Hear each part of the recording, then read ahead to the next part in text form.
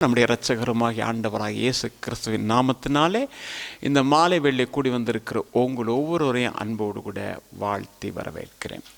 அருமையான கர்த்தருடைய பிள்ளை, அன்பான தேவ ஜனமே, நான் சில காரியங்கள் முன்னதாக சொல்லிட்டு போகிறேன். எப்படின்னா, நாங்கள் இப்போ வர்றோம், காரில் வரும்பொழுது ஹார்ட்புருக்கேயில் ஒரு பிள்ளை அழுதுகிட்டே வந்துச்சு. வந்த பிள்ளை திரும்பி அப்படியே போச்சு. போனோன்னே எங்கே அந்த பிள்ளை அப்படின்னு நான் சொன்னேன், அந்த பிள்ளை அழுதுகிட்டே போகுது, ஏதாவது ட்ரெயின் வரும்போது பாயறதுக்கு இருக்கோ தெரியல அப்படின்னு நாங்கள் உடனே ஜெபம் பண்ணாங்க. ஆண்டவரே, அப்படி ஒரு காரியம் நடக்கக்கூடாது என்று சொல்லி. இன்றைக்கு எனக்கு கிடைத்த செய்தி என்னென்னா, ரட்சிக்கப்பட்ட ஒரு கர்த்தருடைய பிள்ளை, உங்களுக்கு தெரியாது அந்த பிள்ளைய, 3 பிள்ளைகளுடைய தாய் 40 வயது இருக்கும் தற்கொலை. ஏனென்றால் பிசாசு இந்த கடைசி காலத்தில் தன்னுடைய கிரியை வேகமாக முடித்து கொண்டிருக்கிறான். எனவே கர்த்தருடைய பிள்ளைகள் நாம் செய்ய வேண்டிய காரியம் என்னவென்று சொன்னால், ஒவ்வொருவருக்காக நாம் பாரப்பட்டு ஜெபிக்க வேண்டும்.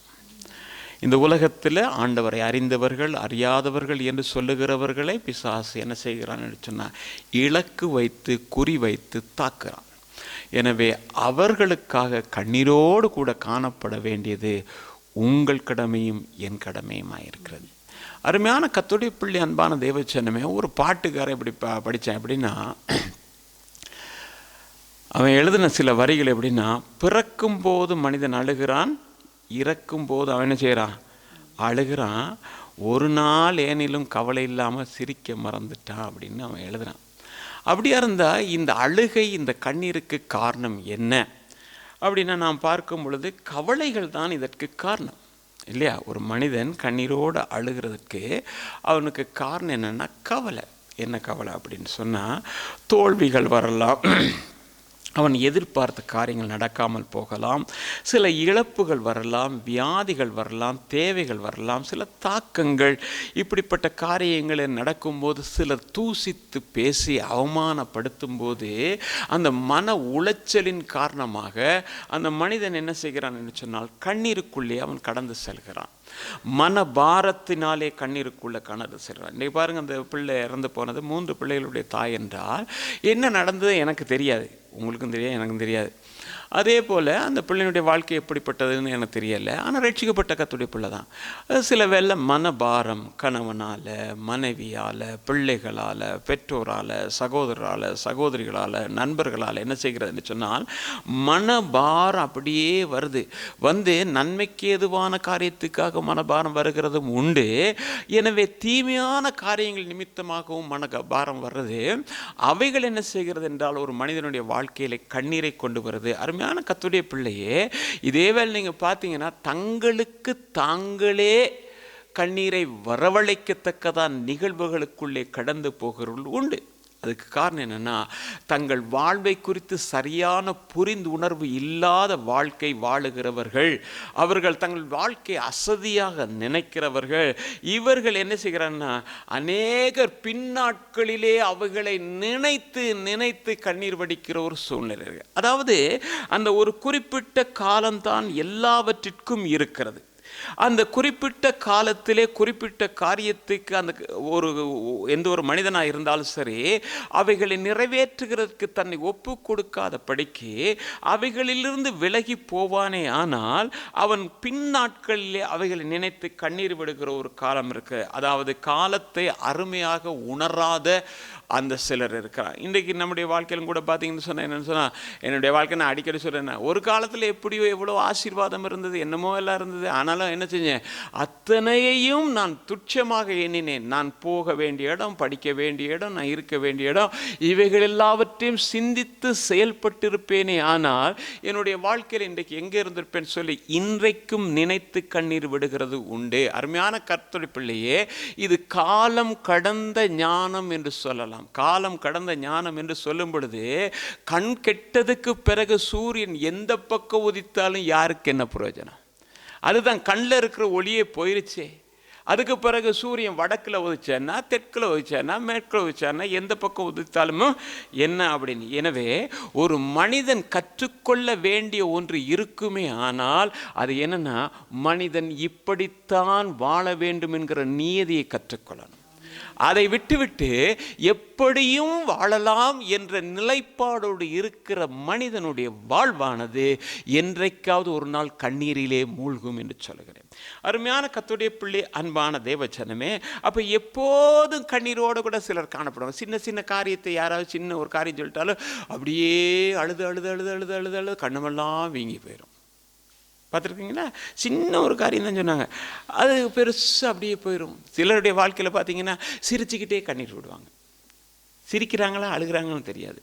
எங்கள் கடைசியில் எல்லோரும் போகும்போது 2 பிள்ளைங்க, சின்ன பிள்ளைங்க தான், அந்த பிள்ளைங்க நல்ல பழகின பிள்ளைங்க, ஒரே இடத்துல வேலை செஞ்சுக்கிட்டு இருக்கும்போது ஒரு பிள்ளை வேலையை விட்டுட்டு போகுது, மற்ற பிள்ளை அதுக்கு பிறகு போகுது. அப்போ என்ன நடக்குது அப்படின்னா, இந்த பிள்ளை போகிறேன்னு சொல்லி கட்டி பிடிச்சோன்னே அந்த பிள்ளை அழுகுது. அழுத எப்படி அழுது தெரியுமா? சிரிக்குதா அழுகுதான்னு தெரியலை. நாங்கள் கேட்டேன், நீ இப்போ சிரிக்கிறியா அழுகிறியா அப்படின்னு. உனக்கு விளங்கல அப்படின்னு. என்ன விளங்கல என்ற அழுகிற ரெண்டும். இதே வாழ்க்கை அநேக இடத்துல இருக்குது. வெளியில் சிரிப்பு, உள்ளே அழுக இல்லையா? இன்றைக்கி அநேகருடைய வாழ்க்கையிலே வெளியில் சிரிக்கிற ஒரு சிரிப்பு இருக்கிறது, உள்ளே அழுகிறவர்கள் இருக்கிறாங்க. ஆனால் அருமையான கர்த்தருடைய பிள்ளை, அன்பான தேவஜனமே, எப்படிப்பட்ட கண்ணீராக இருந்தாலும், எப்படிப்பட்ட அழுகையாக இருந்தாலும், இந்த கண்ணீர் எல்லாவற்றையும் துடைத்து ஆழ்ந்த கண்ணீரை நம்முடைய வாழ்க்கையில் கொடுக்கிறதுக்கு ஆண்டவராக இயேசு கிறிஸ்து இந்த மாலை வேளை நம்முடைய மத்தியிலே இருக்கிறார். அருமையான கர்த்தருடைய பிள்ளையே, அதை நினச்சி கண்ணீர் விட்டு விட்டு விட்டு விட்டு இதை நினச்சி கண்ணீர் விட்டு நாம் இல்லை, நம்முடைய கண்ணீர்களுக்கு பதில் உண்டு என்று வேதம் சொல்கிறது. எப்படி என்றால், அவர் அதை துருத்தியிலே சேர்த்து வைத்து பதில் கொடுக்கிறார். துருத்தி எப்போ சேருது, எப்போ பதில் கொடுப்பாருன்னு நமக்கு தெரியாது. இல்லை இன்னும் கொஞ்சம் நிறையணும்னா நம்ம ஒன்றும் செய்யலாது. அவர் நினைச்ச நேரம் தான் பதில் கொடுப்பார். அதுக்கு முதல்ல பதில் வேணும்னு சொன்னால் எங்கே கொடுக்கறதுன்ற மாதிரி ஆயிரும். எனவே பொறுத்திருங்கள், தேவன் நிச்சயமாக அற்புதம் செய்வார். அருமையான கர்த்தருடைய பிள்ளை, அன்பான தேவஜனமே, திருப்பிக் கொள்ளும் ஏசாயா தீர்க்க தரிசன புத்தகத்தில் 30ஆம் அதிகாரம் 19ஆம் வசனம். சீயோனை சேர்ந்த ஜனங்கள் எருசலேமில் வாசமாயிருப்பார்கள். இனி நீ அனுக்கொண்டிராய். உன் கூப்பிடுதலின் சத்தத்துக்கு அவர் உருக்கமாய் இறங்கி அதை கேட்டவுடனே உனக்கு மறு உத்தரவு அருளுவார். 18ஆம் வசனம் வாசிங்க. ஆனாலும் உங்களுக்கு இறங்கும்படி கர்த்தர் காத்திருப்பார், உங்கள் மேல் மனதுருகும்படி எழுந்திருப்பார். கர்த்தர் நீதி செய்கிற தேவன், அவருக்கு காத்திருக்கிற அனைவரும் பாக்கியவான்கள். அவருக்கு காத்திருக்கிற அனைவரும் பாக்கியவான்கள் என்று இந்த இடத்துல பார்க்கிறோம். இன்னொரு இடத்துல போட்டிருக்கு, அவருக்கு காத்திருக்கிற யாவரும் பெலன், கர்த்தரை காத்திருக்கிறோ புது பெலன் அடைவார்கள் என்று சொல்வார். அப்போ நான் யாரு? உங்கள் மேல் மனதுருகிற கர்த்தர். இன்றைக்கு உங்களுடைய வாழ்க்கையிலே எப்படிப்பட்ட தேவைகளோடு, எப்படிப்பட்ட நினைவுகளோடு இந்த இடத்துல கூடியிருந்தாலும் உங்கள் மேல் மனதுருகிற ஒரு தேவன் உண்டு என்பதை நான் இந்த மாலையில் முதலாவது சொல்ல ஆரம்பிக்கிறேன். அருமையான கர்த்தருடைய பிள்ளை, அன்பான தேவஜனமே, இன்றைக்கு என்னுடைய செய்தியினுடைய தலைப்பு என்னன்னா, மறு உத்தரவு அருளும் தேவன். இன்றைக்கு நம்முடைய காரியங்களை ஆண்டவர்கிட்ட சொல்லும் பொழுது ஆண்டவர் அதுக்கு நிச்சயமாக பதில் கொடுப்பார் என்று சொல்கிறார். சில நேரங்களில் பார்த்தீங்கன்னா சிலர்கிட்ட எந்த கேள்வி கேட்டாலும் பதில் சொல்ல மாட்டாங்க, தலையாட்டிட்டு போயிடுவாங்க, தோலை துளிக்கிட்டு போயிடுவாங்க. இப்படியெல்லாம் இந்த உலகத்தில் இருக்குது. நீங்கள் கூப்பிட்டாலும் சத்தத்தை கேட்காதபடிக்கு போகிறவர்கள் உண்டு. ஐயா அம்மா அப்படின்னு கூப்பிட்டா கூட தெரியாது, பேரை சொல்லி கூப்பிட்டா கூட கேட்காதபடி போகிறவர்கள் உண்டு. ஆனால் என் ஆண்டவர் அப்படிப்பட்டவர் அல்ல என்று வேதம் சொல்லுகிறார். நீங்கள் வேதத்தில் வாசித்து பார்ப்பீங்கன்னாக்கும், ஏசாயா தீர்க்க தரிசன புத்தகத்தில் 58ஆம் அதிகாரம் 9ஆம் வசனத்தை வாசிக்கும் பொழுது அழகா போட்டிருக்கு, அப்பொழுது நீ கூப்பிடுவாய். நல்ல கவனிங்க, அப்பொழுது நீ கூப்பிடுவாய், கர்த்தர் மறு உத்தரவு கொடுப்பார், நீ சத்தமிடுவாய், இதோ நான் இருக்கிறேன் என்று போதும். என்னது? அப்பொழுது நீ என்ன செய்வ? கூப்பிடுவ. ஓ இக்கட்டில், ஓ ஆபத்தில், ஓ நெருக்கத்தில், ஓ தேவையில் நீ என்னை கூப்பிடும் போது நான் என்ன செய்வேன்னா, நான் மறு உத்தரவு கொடுப்பேன். எப்படின்னா, நான் உன்னோட இருக்கிறேன், நீ கலங்காத, நீ பயப்படாத என்று சொல்லுகிற பின்னாலே கேட்கிற ஒரு சத்தம் இன்றைக்கு மாலை வெள்ளே உங்கள் காதுகளிலே தொனிக்குமே ஆனால் தேவன் உங்களுக்கு அற்புதம் செய்தார் என்று சொல்லுகிறேன். அருமையான கர்த்தருடைய பிள்ளை, அன்பான தேவ ஜனமே, அப்படியா இருந்தா ஆண்டவர் சொல்ற என்னன்னா, நான் உனக்கு மறு உத்தரவு கொடுப்பேன். நம்ம ஆராதிக்கிற தேவன் ஒன்றும் கல்லும் அல்ல, மண்ணும் அல்ல, மரமும் அல்ல. மரித்தேன், சதா காலங்களில் உயிரோடு இருக்கிறேன் என்று சொன்னவர் சபைகள் மத்தியிலே அசைவாடுகிறவரும் ஜீவனுள்ளவருமாய் நம்முடைய மத்தியிலே இருக்கிறார். அருமையான கர்த்தருடைய பிள்ளை, அன்பான தேவஜனமே, அப்ப என்னன்னா, கூப்பிட வேண்டியது யார் வேலை? நம்ம வேலை. நம்ம கூப்பிட்டா அவர் செவி கொடுப்பார், நாம கூப்பிட்டா அவர் மறு உத்தரவு கொடுப்பார். என்னுடைய பலவீனம், என்னுடைய தேவை, என்னுடைய காரியங்கள் இவைகள் என்று கூப்பிடும் போது தேவன் நிச்சயமாக செய்வார். அப்படியா இருந்தா ஆண்டவர் சொல்றாரு, சீயோனை சேர்ந்த ஜனங்கள் தானே. அப்ப இந்த சீயோன் யார் அப்படின்னு கொஞ்சம் நாம் பார்க்கும் பொழுது, நீங்க சங்கீதங்களுடைய புத்தகம் 132 அதிகாரம் 13 வசனத்தை வாசிக்கும் பொழுது, சீயோனை சேர்ந்த ஜனங்கள் யார் என்றால் சீயோனை தெரிந்து கொண்ட, அப்ப தெரிந்து கொள்ளப்பட்ட தேவ ஜனம், அவர்களுக்காக அவர் மறு உத்தரவு கொடுக்க ஆயத்தமா இருக்கு. அப்படித்தானே இருக்கு. கர்த்தர் சீயோனை, அப்ப சீயோன் யாருன்னா தெரிந்து கொள்ளப்பட்டவர்கள். அப்படியா இருந்தா தெரிந்து கொள்ளப்பட்டவர்களுக்கு அவர் செவி கொடுப்பார். அதற்கு என்ன நடக்கும்னா, அவர்கள் அவருடைய வாசஸ்தலமாக மாற வேண்டும். கர்த்தர் எனக்கு செவி கொடுக்க வேண்டுமானால், கர்த்தர் உங்களுக்கு செவி கொடுக்க வேண்டுமானால், நானும் நீங்களும் அவருடைய வாசஸ்தலமாக மாற வேண்டும். முதல் பகுதியை வச்சுக்கிட்டு, ஆண்டவரே நீர் தெரிந்து கொண்டீர் என்று சொல்லுகிறது நல்லது. இரண்டாவது பகுதியிலே, நீர் தெரிந்து கொண்ட எனக்குள்ளே நீர் வாசம் பண்ணத்தக்கதாக நான் என்னை சரி செய்திருக்கிறேன் என்று சொன்னால், தேவன் சொல்லுகிறது என்னவென்று சொன்னால், உன்னுடைய கூப்பிடுதலின் சத்தத்துக்கு மறு உத்தரவு இந்த மாலை வேளையிலே இருக்கிறது, நீ அழுது கொண்டு இராய் என்று சொல்லுகிறது. அருமையான கர்த்தருடைய பிள்ளை, அன்பான தேவஜனமே, அப்ப கர்த்தரால் தெரிந்து கொள்ளப்பட்டவர்கள் அவருடைய வாசஸ்தலமாய் மாறும் பொழுது, அவர் அங்கே வாசம் பண்ண வேண்டுமானால் ஜனங்கள் எல்லாரும் சந்தோஷமா இருக்கணும் இல்லையா? அவர் எனக்குள்ள வாசம் பண்ணுமா இருந்தா, எனக்குள்ள கவலை, எனக்குள்ள துக்கம், எனக்குள்ள வேதனை இப்படியே இருந்தா அவர் எங்க வாசம் பண்ணுகிறது? அப்ப என்னுடைய இருதயத்திலே ஒரு சமாதானம், என்னுடைய இருதயத்திலே ஒரு சந்தோஷம், என்னுடைய இருதயத்திலே ஒரு இளைப்பாறுதல், என்னுடைய இருதயத்திலே ஒரு ஆறுதல் வேணும். அப்பதான் அவர் அங்க வாசம் பண்ணணும். வாசிக்கலாம் ஒரு வசனத்தை, 1 நாளாகமத்தின் புத்தகம் 23 அதிகாரம் 25 வசனத்தை. இஸ்ரவேலின் தேவனாகிய கர்த்தர் தமது ஜனத்தை இளைப்பாறி இருக்க பண்ணினார், அவர் என்றென்றைக்கும் எருசலேமில் வாசம் பண்ணுவார். எப்ப வாசம் பண்ணுவாரு அப்படின்னா, தம்முடைய ஜனத்தை இளைப்பாற பண்ணினால் தான் வாசம் பண்ண முடியும். அவர்களுடைய இருதயங்கள் கொந்தளித்து பொங்கி அது துக்கத்தோடு நிரம்பி இருக்குமே, ஆனால் அவர் அங்கே எப்படி வாசம் பண்ண முடியும்? எனவே அவர் தம்முடைய ஜனங்களின் இருதயங்களை என்ன செய்ய வேண்டும் என்று சொன்னா, இளைப்பாற பண்ணணும். அவர்களுடைய தேவைகளை அவர் சந்தித்தவராக இருக்கணும். அருமையான கர்த்தருடைய பிள்ளை, அன்பான தேவஜனமே, அப்படியா இருந்தா கர்த்தருடைய வார்த்தை இன்றைக்கு என்ன அப்படின்னா, நீ இனிமே அழுது கொண்டு இருக்க மாட்டேன், ஏன்னா உன்னை இளைப்பாற பண்ணுகிறேன். நீ என்னுடைய வாசஸ்தலம்.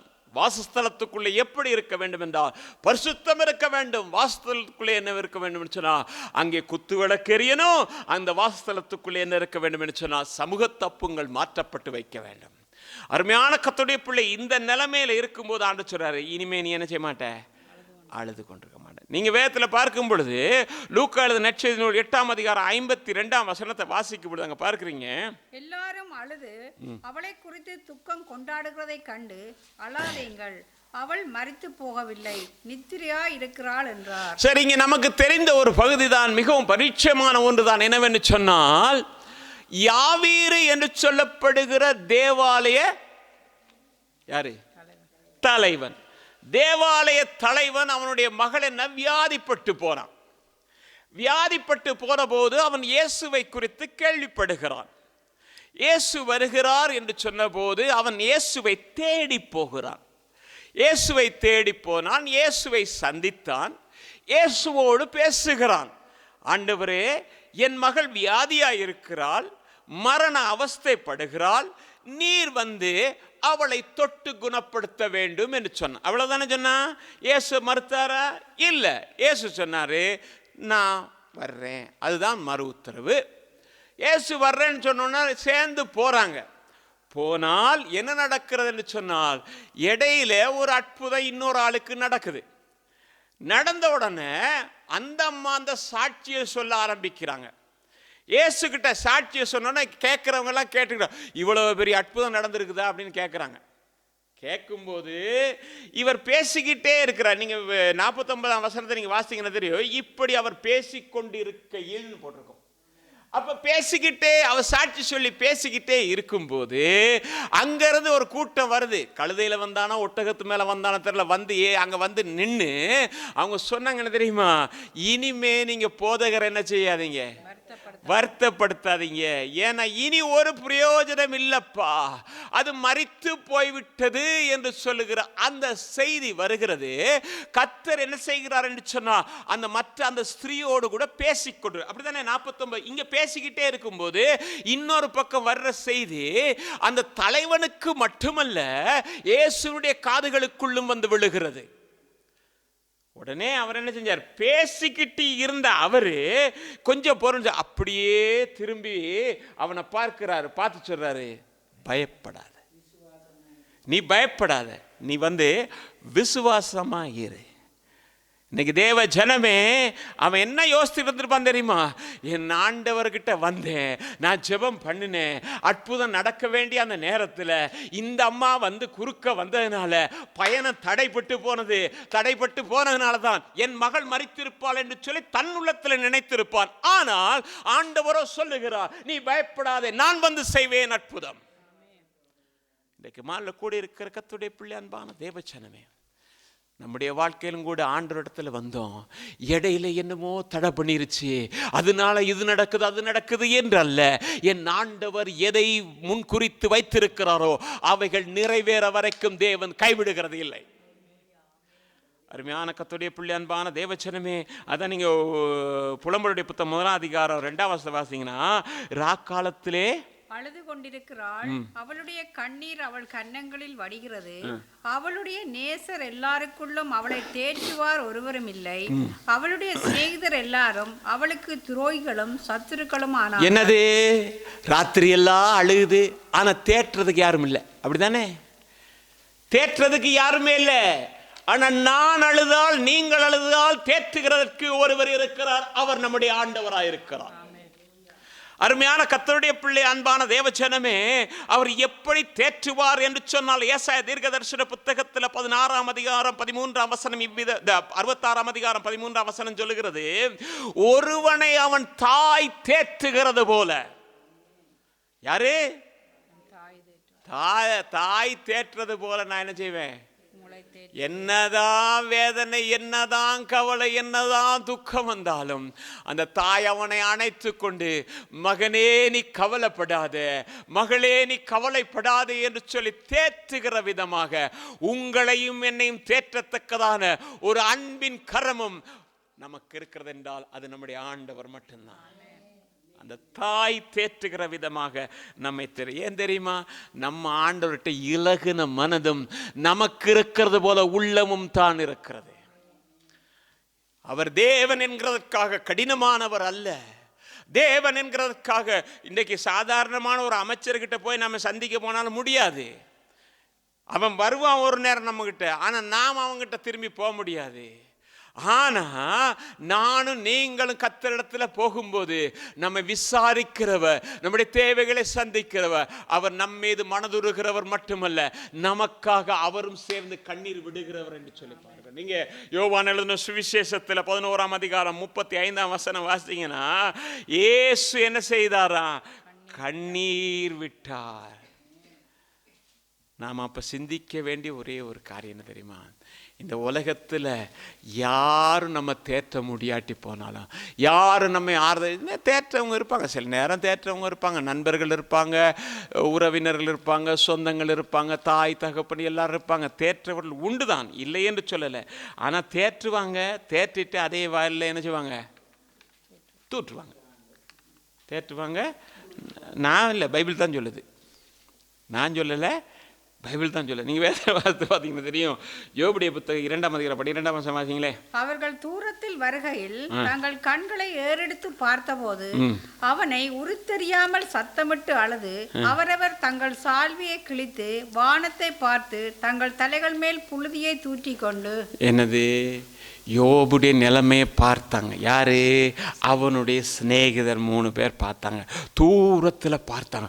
ஐயோ, நம்ம ஃப்ரெண்டுக்கு இப்படி ஒரு காரியம் அப்படிதானே நடந்து போச்சு அப்படின்னு சொல்லிட்டு ரொம்ப கண்ணீர் விட்டாங்க. இப்படிப்பட்ட சிநேகிதம் தானே தேவை இல்லையா? இப்படிப்பட்ட சகோதரன் தானே தேவை, இப்படிப்பட்ட நண்பர்கள் தானே நமக்கு தேவை. அப்படி தானே? தூரத்தில் பார்த்தோன்னு மார்பிள் அடிச்சுக்கிட்டான். பத்தாவதுக்கு என்ன செஞ்சிட்டான்? எல்லாத்தையும் கிழிச்சு போட்டான். ஐயோ புழுதியெல்லாம் போட்டு. நம்ம ஃப்ரெண்டுக்கு இப்படி ஆயிடுச்சே, நல்லவன். கொஞ்ச நேரம் கழிச்சோன்னு எப்படி ஆயிட்டான் தெரியுமா? வாசிங்க 16-20. என் சிநேகிதர் என்னை பரியாசம் பண்ணுகிறார். போதும். புத்தி வேற சொல்லுவான். நீர் என்ன தேவனுக்கு முன்பதாக நீதிமானா இருக்கா? அவன் சொல்றான், ஏன் பாரத்தை நிறுத்தா கடல் மணலை விட பாரமா இருக்கும், தெராசில வச்சு அப்ப சொல்றான் தானே. ஆனா இவன் என்ன செய்யறான், நீர் தேவனுக்கு முன்பதாக நீதிமானா இருக்கிறீரோ, தேவனை விட பெரியவரோ, அப்படி இப்படி எல்லாம் கதப்பான். முதல்ல அழுவான், திருப்பி என்ன தெரியுமா செய்வான்? இன்னைக்கு இதுதான் உலகம், இதுதான் நம்மை தேற்றுகிறவர்கள். ஆனா யோபு ஒரு காரியம் செய்த, என்ன தெரியுமா? நான் உங்களை பார்த்து, அவன் ஒரு இடத்துல சொல்றான், உங்களை போல் நான் இருந்தால் நான் என்ன உங்களை தேற்றுவேன் என்று சொல்லுகிறான். ஆனா இவன் எப்ப என்ன தெரியுமா செய்யறான்? அவங்ககிட்ட எந்த கதையும் கதைக்கல, பார்க்கறான் மேல. வாசிங்க. என் சிநேகிதர் என்னை பரியாசம் பண்ணுகிறார்கள், என் கண் தேவனை நோக்கி கண்ணீர் சொரிகிறது. என்னது? அவனை பார்த்துக்கிட்டு அவங்ககிட்டயே இனி இப்படியா அப்படியா அதெல்லாம் இல்லை. எங்க திரும்பினா மேலே திரும்பிட்டான். எனக்கு ஒத்தாசை வரும் பர்வதங்களுக்கு நேராக என் கரங்களை நீ தூற்று, அவமானப்படுத்து, வெட்கப்படுத்து, என் கண்களின் தேவனை நோக்கி இருக்கும். எனக்கு இரக்கம் செய்யும் வரைக்கும் என் தேவனை நோக்கி என் கண்கள் இருக்கும். வேலைக்காருடைய கண்களும் வேலைக்காருடைய கண்களும் தன் தேவனை நோக்கி இருக்க, எஜமானை நோக்கி இருக்கிறது போல, இரக்கத்தை எனக்கு காட்டும் வரைக்கும் என் கண்கள் அவரையே நோக்கி. அருமையான கர்த்தருடைய பிள்ளை, அன்பான தேவச்சனமே, நீங்கள் வேதத்தில் பார்ப்பீங்கன்னா தெரியும். 1 சாமுவேல் புத்தகம் 30 நமக்கு எல்லாருக்கும் தெரிஞ்ச வாசிங்க. போன கிழமை தாவீதும் அவனோடு இருந்த ஜனங்களும் அழுகிறதுக்கு தங்களில் பெலனில்லாமல் போக மட்டும் சத்தமிட்டு அழுதார்கள். என்னதான் இப்படி சூழ்நிலை எல்லாம் வரும்பொழுது தேவனை நோக்கி நாம் விண்ணப்பம் பண்ணுகிறோம். தாவீதுடைய வாழ்க்கையில் என்ன நடந்ததுன்னு சொன்னால், எல்லாத்தையும் இழந்து போன கிழமை பார்த்தோம் தானே. இப்போ அழுது அழுது அழுது அழுது கண்ணீர் எல்லாம் போயிடுச்சு, பலனே இல்லை. அப்படிதானே? தங்களுக்குள் இருக்கிற பலன் இல்லாமல் போகும் மட்டும் அழுதார்கள். இனி கண்ணீர் வர்றது கடல்ல, இனி துக்கப்பட முடியல, சோர்ந்து போயிட்டான். இன்னைக்கு ஒருவேளை உன்னுடைய வாழ்க்கையில இப்படிப்பட்ட ஒரு நிலைமை இருக்குமே ஆனால், நீ பலனற்று இருப்பாயானால், உன் பலன் எல்லாம் செலவழிந்து போனது என்று சொல்வாயானால், உன்னை பலப்படுத்துகிற கிறிஸ்து மாலை வேளை உன்னை பலப்படுத்தி கொண்டிருக்கிறார் என்று சொல்லுவேன். அருமையான கர்த்தருடைய பிள்ளை, அன்பான தேவஜனமே, அழுது பலன் இல்லாமல் போகலாம். ஆனால் என் தேவைகளை காண்கிற தேவன், என் கண்ணீரை கணக்கிலே வைத்து அவைகளை ஏற்ற நேரத்திலே பதிலை கொடுக்கிற தேவன் என்ன செய்வார் என்று சொன்னா, இன்றைக்கு மட்டுமல்ல என்றென்றைக்கு நம்மளோடு கூட இருந்த அற்புதத்தை செய்வார்.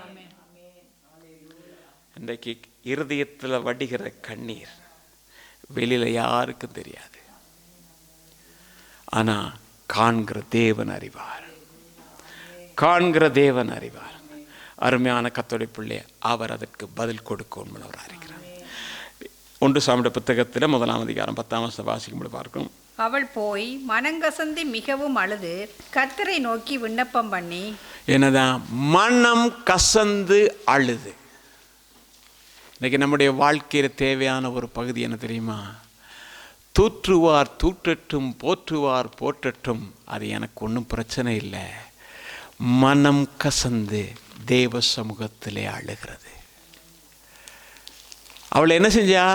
தூற்றிக்கிட்டு தான் இருந்தாங்க, அவள் வேதனைப்பட்டுக்கிட்டு தான் இருந்தா.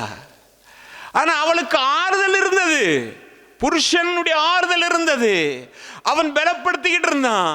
ஆனால் அவளுக்கு அதில் திருப்தியே இல்லை. ஏனென்றால் அதை விட மேலோங்கி நின்றது அவளுடைய வார்த்தைகள். இன்றைக்கு நீ வேலை செய்கிற இடத்துல இருக்கலாம், உன் சகோதரர்கள் மத்தியில் இருக்கலாம், சகோதரிகள் மத்தியில் இருக்கலாம், அல்லது போல வேறு எந்த ஒரு இடத்துல இருக்கலாம். உன்னை தூசிக்கிற வார்த்தைகள் நிமித்தமாக நீ நொறுக்கப்பட்டு உடைக்கப்பட்டு ஒடுக்கப்பட்டிருப்பாயானால், உனக்கும் இப்படிப்பட்ட ஒரு நிலைமை இருக்கும்போது நீ தேவனை நோக்கி பார்ப்பாய், வெளியரங்கமாய் கர்த்தர் உனக்கு பதில் கொடுப்பார். நீ அந்தரங்கத்திலே செய்கிற ஜெபத்துக்கு வெளியரங்கமான பதில் கொடுப்பேன் என்று வேதம் சொல்லுகிறது. இன்றைக்கு மாலை சொல்லுகிறேன், அருமையான கர்த்தருடைய பிள்ளையே, நீ அழணும். மனுஷங்கிட்ட இல்லை, இல்லை பெரிய பெரிய மகான்கள்கிட்ட இல்லை. நீ அழ வேண்டியதெல்லாம் ஒரே ஒரு இடம், தேவனை நோக்கி பாரு. உன் கண்ணீரை அங்க சிந்து, வெளியரங்கமான பதில் உனக்கு இருக்குது. வெளியரங்கமான பதில் இருக்கிறது. அருமையான கர்த்தருடைய பிள்ளை, அன்பான தேவ ஜனமே. ஆனால் ஒன்று, நான் போன கிழமை சொன்னது போலவே, மாட்களவு சுவிசேஷம் 9:24 உடனே பிள்ளையின் தகப்பன், விசுவாசிக்கிறேன் ஆண்டவரே, என் அவிசுவாசம் நீங்கும்படி உதவி செய்யும் என்று கண்ணீரோடே சத்தமிட்டு சொன்னான். ஏன் இவன் அழுகிறானா? ஏன் அழணும்? பிள்ளையை தீயிலும் அக்கினி இந்த தண்ணீரிலும் தள்ளி கொல்ல முயற்சிக்கிறது என்று திகண்டுட்டான். கண்ட உடனே என்ன செஞ்சான்னு சொன்னா, பிள்ளையை காப்பாற்ற வேண்டும் என்று சொல்லி கர்த்தரிடத்துல வந்தான். முதலாவது சீசரிடத்துல போனா எல்லாம் ஒன்றும் நடக்கல. இப்ப கர்த்தரிடத்துல வந்துட்டான். கர்த்தரிடத்துல வந்து இவன் விண்ணப்பம் பண்றான். அவனுக்குள்ள ஒரு விசுவாசம் இருக்கிறது. என் மகனுக்கு இவரால் விடுதலை கொடுக்க முடியும் என்கிற விசுவாசம் இருக்கிறது. ஆனால் அவனுக்குள்ளே ஒரு ஒளிப்பிடத்திலே இன்னொன்றும் இருக்கிறது, அவிசுவாசம். கடுகளவுதான் விசுவாசம் தேவை என்று சொன்னார். அப்ப அவங்கிட்ட அந்த கடுகளவு விசுவாசத்திலும் கொஞ்சம் குறை இருக்குது, அப்படித்தானே? ஆண்டவர் அவன்கிட்ட பெரிய பைபிள் வசனத்தை சொல்லல. அந்த அற்புதம் இப்படி நடந்து, இந்த அற்புதம் நடந்து, அங்கே கேட்டா இங்கே கேட்ட, ஒன்றும் சொல்லல. நான் உன்கிட்ட ஒண்ணே சொல்றப்பா, நீ விசுவாசிக்க கூடுமானால் நடக்கும், அப்படித்தானே? நீ விசுவாசிக்க கூடுமானால் நடக்கும். உடனே தகப்பன் கண்ணீரோட சொல்றான், என்னை கண்டுட்டீங்க ஆண்டவரே, நீங்க என்ன கண்டுட்டீங்க ஆண்டவரே. விசுவாசத்தோட வந்தவன் போலதான் நான் வந்தேன் ஆண்டவரே. ஆனாலும் எனக்குள்ள இருக்கிற அவிசுவாசத்தை நீங்க கண்டுட்டீங்க ஆண்டவரே. அந்த அவிசுவாசம் நீங்கும்படி எனக்கு இந்த மாலை வெள்ள உதவி செய்யுங்க ஆண்டவரே. அந்த விசுவாசம் வந்துருச்சுனாக்கும், இன்னைக்கு நானும் நீங்களும் கேட்கிறவைகள் எவைகளோ அவைகளை பெற்றுக்கொண்டோம் என்று சொல்லுகிறேன். தேவ வசனம் பொய் சொல்லுகிற ஒன்றல்ல. தேவ வசனம் ஒருபோதும் நம்மை ஏமாற்றுகிற ஒன்றல்ல. தேவ வசனம் ஒருபோதும் கீழே விழுகிற ஒன்றல்ல. தேவ வசனம் நிறைவேறுகிற வசனம். ஏனென்றால் தேவன் வார்த்தையாக வந்தார். வார்த்தையாக வந்தவர் நம்முடைய மத்தியிலே ஆளுகை செய்து கொண்டிருக்கிறார். அருமையான கர்த்தருடைய பிள்ளை, அன்பான தேவச்சனமே, நீங்க பார்ப்பீங்கன்னாக்க மனம் கசந்து அழுது அவன் அந்த காரியத்தில் வெற்றி பெற்றான். ஒரு அண்ணால் மனசு கசந்து அழுது வெற்றி பெற்றார். நீங்க பார்க்கும் பொழுது யாக்கோபை குறித்து நாம் பார்க்கிறோம். யாக்கோபு என்ன செய்தான் என்று சொன்னா, நெருக்கமான சூழ்நிலை, பயம் நிறைந்த ஒரு அனுபவம். தன்னுடைய பிள்ளைகள், தன்னுடைய மனைவி, தன்னுடைய ஆடு மாடுகள், இவைகளுக்கு என்ன நடக்கும் என்கிற ஒரு பெரிய கேள்வியோடு கூட அவன் காணப்படுகிறான். பயணத்தை ஆரம்பிச்சாச்சு. மாமா வீட்டுக்கு திரும்பி போகவும் முடியாது. சொந்த ஊருக்கு போகணுமா இருந்தா கர்த்தர் சொன்ன வார்த்தையை விசுவாசித்துட்டா, நான் உன்னை திருப்பி கொண்டு போவேன்றதை கர்த்தர் நினைவுபடுத்திட்டாரு. இப்ப போறேன், ஆனாலும் முன்னால ஒரு பெரிய ஆபத்து இருக்கிறது. என் சகோதரன் பட்டயத்தோட வருவான், எல்லாவற்றையும் இல்லாமல் ஆக்கிடுவான். அதனாலதான் சொன்னேன், கொஞ்சம் பேர் முன்னால போங்க, இல்லாம ரெண்டாவது வருது. அவனுக்குள்ள அவ்வளவு பெரிய பயம். ஏன்னா அவன் சொன்னான், எங்க அப்பாவுக்கு என்னைக்கிடா முடியுதோ அன்னைக்கு உனக்கு முடிஞ்சு, அப்படித்தான் சொன்னான் ஏசா இல்ல ஏசா சொன்னான். எப்படி? எங்க அப்பனுக்கு என்னைக்கு முடியுதோ அன்னைக்கு அடுத்த நாள் உனக்கு முடியுது. அப்படி பயமான ஒரு சூழ்நிலை. போனா எல்லாரும் இருக்காங்க. பொஞ்சாதிமாரை பார்க்குறான், பிள்ளைகளை பார்க்குறான், வேலைக்காரரை பார்க்குறான், ஆடுக. இப்போ என்னது, வெளியில சொல்ல முடியல, உள்ளத்துக்குள்ள அப்படியே கண்ணீர் தழும்பிக்கிட்டே இருக்குது. எப்படி சொல்றது, எந்த விதத்தில் சொல்றது? இந்த உலகத்தில் பிரச்சனை இல்லாத ஒரு மனிதனும் கிடையாது. இந்த உலகத்தில் பிரச்சனை இல்லாத ஒரு மனுஷனும் கிடையாது. அவன் உள்ளம் வேதனையில் தள்ளுவது. அவனுக்கு ஞாபகம் வந்துச்சு, தனியாக இருக்கும்போது ஒருத்தர் இறங்கி வந்தார். தனியாக இருக்கும்போது வந்தாரே, அவரை நான் போய் பார்ப்பேன், அவரோட பேசுவேன். அவர் மூலமாக தான் அந்த ஊளை இடுகிற வனாந்திரத்தில் பாதுகாப்பு இருந்தது போல எனக்கும் என் பிள்ளைகளுக்கும் என் ஆடு மாடுகளுக்கும் வேலைக்காரருக்கும் என் மனைவிமாருக்கும் இருக்கும் என்று நம்பினவன் ஆற்றை கடந்து போய் என்ன செய்தான் என்று சொன்னால் ராத்திரியெல்லாம் போராடுகிறான். வாசிங்க ஓசியா தீர்க்கதரிசன புத்தகம் 12ஆம் அதிகாரம் 4ஆம் வசனம். அவன் தூதனானவரோடே போராடி மேற்கொண்டான், அழுது அவரை நோக்கி கெஞ்சினான். பெத்தேலிலே அவர் அவனை கண்டு சந்தித்து அவ்விடத்திலும் நம்மோடே பேசினார். என்னது? ராத்திரியெல்லாம் தேவனோடு கூட போராடினான். எப்படி? தூதனானவனோடு கூட போராடி மேற்கொண்டு அவரை நோக்கி அழுது கெஞ்சினான். அழுது கெஞ்சினான். நம்ம அப்படி செய்வோமா? கேட்டா கேளும், கேட்காவிட்டால் போறோம். 2 வார்த்தை தான் சொன்னேன்ல, கேட்டுச்சா? பதில தரும், இல்லாட்டி போறோம்.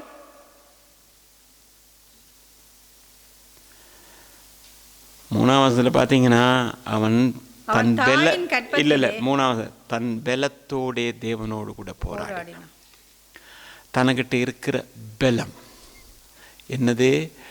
ஈட்டியா, வாளா, கத்தியா, சண்டையா பிடிச்சாங்க? இல்லை, ராத்திரியெல்லாம் போராடுறான், கெஞ்சிறான். ஆண்டவரே ஆண்டவரே அற்புதம் செய்யுங்க ஆண்டவரே, விடுறதுக்கு முதல்ல ஒரு அற்புதம் செய்யுங்க ஆண்டவரே சொன்னானா இல்லையா? விடிறதுக்கு முதல்ல விடிஞ்சா பதில் சொல்லணும், பயணம் தொடரணும். என்ன நடக்குன்னு தெரியல, எனக்கு இப்ப நீங்க ஒரு பதில் சொல்லணும் ஆண்டவரே. ராத்திரி எல்லாம் போராடுறானா, கெஞ்சிறான். போராடினான் என்றால் சண்டை பிடிக்கல, தனக்கிட்ட இருக்கிற பலத்தை அப்படியே போட்டு கெஞ்சிறான். ஆண்டவரே அழுது அழுது அழுது அழுது அழுது அழுது கெஞ்சிறான். ஆண்டவரே ஒரு அற்புதத்தை செய்யணும் ஆண்டவரே, ஆண்டவரே எனக்கு ஒரு அற்புதம் செய்யும் ஆண்டவரே, என்னோட பேசும் ஆண்டவரே, என்ன செஞ்சானா? போராடி மேற்கொள்ள முடியாமல், நான் உன்னை ஆசீர்வதிக்காம இங்கிறது போக விட மாட்ட போல இருக்கு, நான் உன்னை ஆசீர்வதிக்கிறேன், உனக்கிட்ட இருக்கிற ஒன்றும் சேதப்படுவதில்லை. அப்படிதானே? சேதப்படுவதில்லை. நீ உன் பாட்டுக்கு போ, அங்கேருந்து வர்றவன் உனக்கிட்ட வந்து எப்படி நடந்துக்கிறான்னு பாரு அப்படின்னு. அங்கேருந்து வர்றவன் வர்றான், வந்தோடனே சொல்கிறான், இவைகள் என்னத்துக்கு நீ எனக்கு அனுப்புன? என்கிட்ட நிறைய இருக்குது. உன்னை வெட்டுவேன்னு சொன்னவன் சொல்கிறான், எனக்கிட்ட நிறைய இருக்குன்னு. இவன் கழுத்தை கட்டி பிடிச்சிக்கிட்டாங்க, அப்படிதான் போட்டிருக்கு. கழுத்தை கட்டி பிடித்து கொண்டு அழுதான். இவனை அழ வைக்க வேண்டும் என்று நினைத்தவன் அங்கே கண்ணீர் சிந்தி அழுகிறான். தேவனால் கூடாத காரியம் எதுவும் எதுவும் எதுவும் எதுவும் இல்லை. விசுவாசிக்கிறீங்களா? அருமையான கர்த்தருடைய பிள்ளை, அன்பான தேவச்சனமே, இன்னைக்கு உனக்கு விரோதமா ஒரு கூட்டம் அப்படியே எழும்பி வருதுனாலும் கூட நீ கவலைப்படாத, நீ துக்கப்படாத, நீ நொந்து போகாத, நீ சோர்வடையாத. ஏனென்றால் உலகத்தில் இருக்கிறவனிலும் உன்னில் இருக்கிறவர் பெரியவராக இருக்கிறார். அருமையான கர்த்தருடைய பிள்ளை, அன்பான தேவச்சனமே, அப்போ கர்த்தர் என்ன செய்கிறான்னா அந்த நேரத்தில் நோக்கி பார்க்கிறவராக இருக்கிறார். அழுகிற நேரத்தில் நோக்கி பார்த்து சத்தத்துக்கு செவி கொடுக்கிறவர். கூப்பிடு, நான் இருக்கிறேன்னு சொல்கிறேன். கூப்பிடு, நான் உனக்கு பதில் தருவேன். நான் மறு உத்தரவு கொடுப்பேன் உனக்கு. நான் உனக்கு மறு உத்தரவு கொடுக்காம உன்னை விட்டுட்டு நான் எங்கேயும் போக மாட்டேன். அவன் போராடின போது அவனுக்கு மறு உத்தரவு கொடுத்தது உண்மையானால் இன்றைக்கு உனக்கும் எனக்கும் மறு உத்தரவு கொடுக்கிற ஒரு தேவன் நம்முடைய மத்தியிலே அசைவாடிக்கொண்டார். அருமையான கர்த்தருடைய பிள்ளை, அன்பான தேவச்சனமே, நாம் பார்க்கும் பொழுது பார்ப்போம், கர்த்தரை கண்ணோக்கி பார்த்தவர்களுக்கு கர்த்தர் செய்த சில அற்புதங்களை பார்ப்போம். வேதத்திலேருந்து நமக்கு தெரிந்ததான் இல்லை. வேதத்திலேருந்து நான் உங்களுக்கு வெளியில் கதை சொல்கிறதுக்கு நான் இப்போ வரல. ஆதியாகமத்தின் புத்தகம் 21ஆம் அதிகாரம் 16ஆம் வசனம். பிள்ளை சாகிறதை நான் பார்க்க மாட்டேன் என்று எதிராக அம்பு பாயும் தூரத்திலே போய் உட்கார்ந்து சத்தமிட்டு அழுதாள். 17ஆம் வசனம். தேவன் பிள்ளையின் சத்தத்தை கேட்டார். தேவதூதன் வானத்திலிருந்து ஆகாரை கூப்பிட்டு, ஆகாரே, உனக்கு என்ன சம்பவித்தது? பயப்படாதே. பிள்ளை இருக்கும் இடத்திலே தேவன் அவன் சத்தத்தை கேட்டார். என்னது? ஆகார் இஸ்மவேலை கூட்டிக் கொண்டு போறா. வனாந்தரத்தில் போறா, வழியறியா பயணம் போகிறாள். இப்ப கொண்டு போனது துருத்தியில் இருந்த தண்ணி எல்லாம் முடிஞ்சு போச்சு. முடிந்த உடனே இப்ப இஸ்மவேல் கேட்கிறான், அம்மா தண்ணி வேணம்மா, தாகமா இருக்குது. பசியை ஓரளவு தாங்கிக் கொள்ள முடியும், ஆனால் தாகத்தை தாங்கிறது ரொம்ப கஷ்டம். தாகம் வரும் பொழுது நான் வறண்டு போகிறது, ஆனால் பசி வந்து அது நடக்காது. சோறு வரும், அது வேற விஷயம். ஆனால் தாகம் வந்துருச்சுன்னா தாங்க முடியாது. ஒவ்வொரு மனிதனுக்கும் தண்ணீர் கட்டாயம் தேவை. தண்ணீர் கேட்கும்போது தண்ணீர் இல்லை, இந்த பெற்ற மனம் துடிக்கிறது. பெற்ற மனம் துடிக்கிறது. என்னன்னா, இன்னும் கொஞ்ச நேரம் கதறிட்டு என் மகன் என்ன செய்வான், கண்ணை மூடிடுவான். அதை நான் பார்க்க விரும்பலை, அதை நான் பார்க்க விரும்பலை. என்னால் அதை சகிக்க முடியாது. ஏனென்றால் இந்த உலகத்திலேயே ஒரு தாய் தன் பிள்ளைக்காக பரிதாபப்படுகிறது போல வேறு யாரும் படமாட்டாங்க. அந்த தாயுடைய உள்ளம் இருக்குத்தானே, தனக்கிட்ட இருக்கிறது எல்லாவற்றையும் கொடுக்கத்தக்கதான ஒரு நிலைமை. நான் நினைக்கல, இப்போ ஒரு காரியம் சம்பவம் வருது. ஒரு மகன் ஒரு பிள்ளைய விரும்பிட்டான்.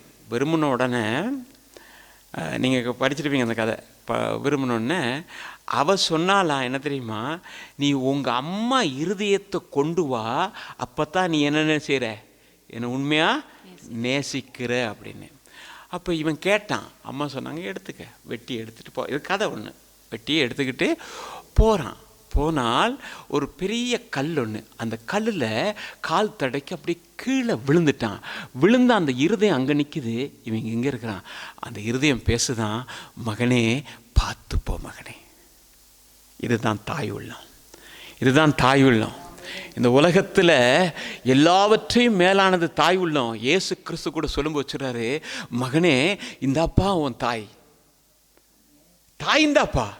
ஏன்னா நான் தவிக்க விட்டுட்டு போக விருப்பம் இல்லை. ஏன்னா அவர் தேற்றுகிற, தாயை போல தேற்றுகிறவர். தந்தை இல்லாமல் இல்லை, தந்தை தோளில் சுமக்கிறவன் என்று வேதம் சொல்லுகிறது. தந்தை எல்லாவற்றையும் சுமக்கிறவன் தான். ஆனால் தாய் எல்லாவற்றையும் என்ன செய்கிறான்னு சொன்னா, பிள்ளைக்காக கொடுக்குற, ரத்தத்தை கொடுத்தா, தன் ஆகாரத்தை கொடுக்குறா. அதான் ஒருத்தன் பாட்டு படித்தான். எப்படின்னு சொன்னா, 10 மாதம் சுமந்திருந்து பெற்றால் பகல் இரவாய் கண் விழித்து என்ன செய்தா, வளர்த்தாள், வித்தகனாய் கல்வி பெற வைத்தாள், மேதியின் வாழ என்ன செஞ்சா, வழிவகுத்தா. ஒவ்வொரு பிள்ளையையும் பெற்று பல ராத்திரிகள் என்ன செய்கிறா, கண்ணீரோடு இருக்கிறா. அந்த ராத்திரி வேலை பிள்ளை அழுகிறதுக்கு முன்னதாக, என் பிள்ளை 2 மணிக்கு எழும்பு அப்படின்னு ஓடி போய் அந்த பிள்ளைக்கு ஆகாரம் கொடுக்கிறாள், தன் உதிரத்தை கொடுக்கிறா. கொடுத்துட்டு என்ன செய்யறான்னா, மகனே படுத்து தூங்கு, மகளே படுத்து தூங்குன்னு தட்டி கொடுக்கிற உள்ளமுள்ளவள் தான் தாய். அந்த தாய் இன்னைக்கு மாலையில் கூடி இருக்கிற கர்த்தருடைய பிள்ளையே, அந்த தாயை கனப்படுத்த வேண்டியது நம்முடைய கடமை என்று வேதம் சொல்லுகிறது. தகப்பனையும் தாயையும் கனப்படுத்த வேண்டியது நம்முடைய கடமை. செத்ததுக்கு பிறகு வந்து பெட்டி மேல விழுந்து விழுந்து அம்மா என் அப்பே போன, ஒரு பிரயோஜனம் இல்லை. பேசுவார் இல்லை. உயிரோடு இருக்கும்போது கனப்படுத்தி அவர்களை நேசிக்க நாம் பழகணும். அதே வேளையில் தாய்மாராக இருக்கிற நாம் எல்லாரும் ஒரு பெண்கள் என்பதை நினைக்கணும். இன்றைக்கு நான் தாய், இவனுடைய தாயும் தாய்தான் என்கிற அனுபவம் வேணும். புருஷன் தாயை மதிக்கணும், பொஞ்சாதி தாயை மதிக்கணும். ஏனென்றால் அவர்களுடைய உள்ளங்கள் எப்படி மகிழ்ச்சியாக இருக்கிறதோ அப்படித்தான் நம்முடைய வாழ்வும் மகிழ்ச்சியாக இருக்கும்.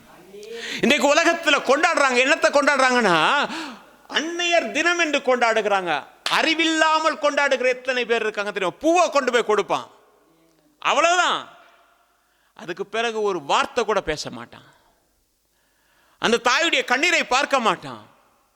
அந்த தாயுடைய செயல்பாடுகளை மறந்து போவான். என்னது? அன்னையர் தினம்.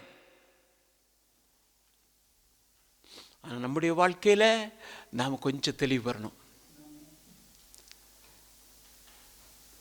நம்ம பெற்ற தாய், நம்ம வளர்த்த தாய், நமக்காக ரத்த சிந்தின தாய், எனக்காக பல நேரங்கள் கண் விழித்த தாய், அதை என்னது ஏன் தாய் செஞ்சா இவங்க தாயும் செஞ்சிருப்பான்னு நினைக்கணும். இதை மறக்கிற நேரம்தான் எல்லாமே மறந்து போகுது. தாயின்றது எல்லாமே தாய். தாய் சிறந்த கோயிலும் இல்லைன்ட்டு ஒருத்தர் சொல்லிட்டு போனானே. இன்னைக்கு நாம் அப்படி நடக்கிறோமா? நடப்போமே ஆனால் வாசம் பண்ணுகிறார்.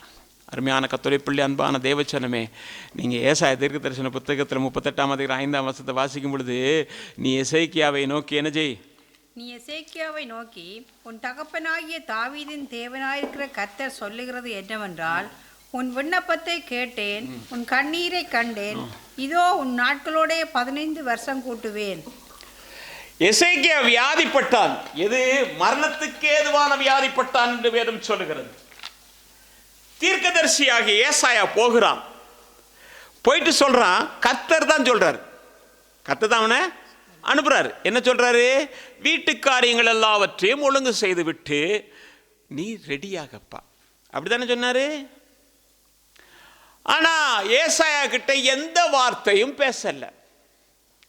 எசேக்கியா சுவர்புறம் திரும்பிக் கொண்டான், தேவனை நோக்கி பார்த்தான். ஆண்டவரே, என்னை ஒரு விசை நினைங்கப்பா என்று கதற ஆரம்பித்தான். ஆண்டவர் உடனே, நான் தானே தீர்க்கதரிசி மூலமா சொல்லி அனுப்புனேன், நான் வாக்கு மாறாதவர், சொன்னதை நிறைவேற்றாம சொன்னார, நீ கூப்பிடுற, நீ கேட்குற, நான் தர்றேன். நீ கூப்பிடுற, நீ கேட்குற, நான் தர்றேன். 15 வருஷத்துக்கு ஏசாயா போகிறான், நிப்பாடுற, நில்லு. என் தாசன் கண்ணீரோடு கேட்டான், போய் சொல்லு, உன்னை தான் அனுப்புனேன், மறுபடியும் ஒன்று அனுப்புனேன், 15 வருஷம் கொடுத்துட்டேன். எவ்வளோ அன்புள்ள ஆண்டவருங்க, எவ்வளோ அன்புள்ள ஆண்டவர். இந்த இரக்கத்தின் சிகரத்தை எங்கே நாம் போய் சொல்ல முடியும்? அருமையான கர்த்தருடைய பிள்ளை, அன்பான தேவச்சனமே, இன்றைக்கு மாலில் கூடியிருக்க கர்த்தருடைய பிள்ளையே, நான் ஒன்று சொல்கிறேன். கண்ணீரை காண்கிற தேவன், அழுகையின் சத்தத்தை கேட்கிற தேவன், இன்றைக்கு உங்களுக்கும் எனக்கும் அற்புதத்தின் தேவனாக நம்முடைய மத்தியில் இருக்கிறார். எபிரேயர் புத்தகத்தில் 5ஆம் அதிகாரம் 7ஆம் வசனத்தை வாசிக்கும் பொழுது, அவர் மாம்சத்தில் இருந்த நாட்களில் நம்மை மரணத்தினின்று ரட்சிக்க வல்லமை உள்ளவரை நோக்கி பலத்த சத்தத்தோடும் கண்ணீரோடும் விண்ணப்பம் பண்ணி வேண்டுதல் செய்து தமக்கு உண்டான பயபக்தியின் நிமித்தம் கேட்கப்பட்டு. என்னதான்? மாம்சத்தில் இருந்த நாட்களில், மாம்சத்தில் இருந்த நாட்களில் மரணத்தின் நின்று தம்மை ரட்சிக்க வல்லவரை நோக்கி பலத்த சத்தத்தோடும் கண்ணீரோடும் விண்ணப்பம் பண்றார். ஆண்டவரே, ஆண்டவரே, தேவ ஜனமே, இன்றைக்கு நானும் நீங்களும் என் தேவன் ரட்சிக்க வல்லவர், என் தேவன் அற்புதம் செய்ய வல்லவர், என் தேவன் வழி நடத்த வல்லவர் என்கிற அந்த உணர்வு பூர்வமாக அவரை நோக்கி கண்ணீரோடு கூட ஜெபம் பண்ணுவோம். ஆனால் பதில் கொடுக்க அவர் உண்மை. எப்படிப்பட்ட பதில் தெரியுமா கொடுப்பாரு? வாசிங்க, எரேமியா தீர்க்கதரிசன புத்தகம் 31ஆம் அதிகாரம் 16ஆம் வசனம். நீ அழாதபடிக்கு உன் சத்தத்தை அடக்கி, உன் சத்தத்தை அடைக்க நீ கண்ணீர் விடாதபடிக்கு உன் கண்களை காத்துக்கொள் என்று கர்த்தர் சொல்லுகிறார். உன் கண்களை நீ காத்து, நீ இனிமே கண்ணீர் விடாத, போதும். என்ன சொல்றாரு? உன் சத்தத்தை அடக்கு. என்ன சத்தம்? ஐயோ ஐயோ ஆண்டவரே, அழுதுகிட்டே இருக்குல்ல, சத்தத்தை அடக்கு. அடுத்தது கண்ணீர் விடாதபடிக்கு என்ன செய்ய? கண்ணை பார்த்துக்க, கண்ணு. ஏன்னா உன் கிரியைக்கு பலன் உண்டு என்று கர்த்தர் சொல்லுகிறார். உன் கிரியைக்கு இன்னைக்கு கர்த்தர் ஒரு பலனை வச்சிருக்கிறார், அது நிச்சயமா நடக்கும். அப்ப நீ என்ன செய்வனா, சங்கீதங்களுடைய புத்தகம் 84ஆம் அதிகாரம் 6ஆம் வசனம் சொல்லுது, அழுகையின் பள்ளத்தாக்கை உருவ நடந்து அதை நீர் ஊற்றாக்கி கொள்ள முடியும். அழுகையின் பள்ளத்தாக்க உருவ நடந்து அதை நீரூற்றாக்கி கொள்ளுவோம். இன்றைக்கு மாலை கூடியிருக்கிற கர்த்தருடைய பிள்ளை, அன்பான தேவச்சனமே, அழுகையின் பள்ளத்தாக்கு தான். அதை உருவ நடக்கணும். நடக்கும்போது தான் ஆண்டுடைய சமூகத்தில் நாம் விண்ணப்பம் பண்ணும்போது அந்த இடத்துல நாம் அழுத தண்ணீர் மேலே நாம் நீச்சல் அடிக்க முடியும். அது ஒரு நீச்சல் குளமாக மாறிடும். அப்போ என்னது, அதுக்கு என்ன செய்யணும் அப்படின்னா, வாசிங்க 84:5. உம்மிலே பலன் கொள்ளுகிற மனுஷனும் தங்கள் இருதயங்களில் செவ்வியான வழிகளை கொண்டிருக்கிறவர்களும். அங்கதானே பிரச்சனை இருக்குது. எங்க பிரச்சனை? இங்கேதான் பிரச்சனை இருக்கு. என்னது? உம்மிலே பலன் கொள்ளணும். என்னிலே நான் பலன் கொள்ளுகிறது அல்ல, நான் உம்மிலே பலன் கொள்ளணும். ஆண்டவரே, எப்படிப்பட்ட சூழ்நிலையாயிருந்தாலும் சரி, எந்த விதத்தில் இருந்தாலும் சரி, நான் உம்மிலே பலன் கொள்ளணும். ஆண்டவரே, நாம் சில காரியத்தை கர்த்தரை விசுவாசிப்போம். சில காரியத்தை விசுவாசிப்போம். வயிற்று வலிக்கு நிச்சயமாக விசுவாசிப்போம், தலைவலிக்கு விசுவாசிப்போம். அப்படி தானே விசுவாசிக்கிறது இல்லையா? உடனே ஜெபம் பண்ணி ஆண்டவரே நிச்சயமாக நடக்கும். உண்மைதான். ஆனால் நான் சொல்கிறேன், எந்த காரியமாக இருந்தாலும் விசுவாசிக்கப்படும். தாவீது ஒரு பெரிய யுத்த வீரன், அப்படி தானே சொல்கிறாங்க. தாவீது சும்மா ஆள் கிடையாது, அவன் நல்ல அனுபவம் உள்ளவன், கொன்றுவான்னு சொல்லி சவுல் ஆட்கள் சொல். அப்படிப்பட்டவன், எப்படியெல்லாம் நல்ல புத்திசாலி. ஆனால் அவ்வளோ பலசாலியை ஒரு ஜெபம் பண்ணுறான் பாருங்க, நான் பலவானாய் இருந்த போதிலும் இன்னும் நான் பலவீனன். செரியாவின் குமாரராகிய இவர்கள் என் பலத்துக்கு மிஞ்சினவர்கள் என்று சொல்லி அவன் 4 பேரை வச்சு முடிவெடுக்கல, ஆண்டவரை பார்த்து விண்ணப்பம் பண்ணினான். ஏன் உரியா போட்டு தள்ள மாதிரி தள்ள இல்லதா? யோவா ஒருத்தனுக்கு பாரம் கொடுத்துட்டு அபிஷேகம் இன்னொருத்தனுக்கு பாரம் கொடுக்க முடியாதா?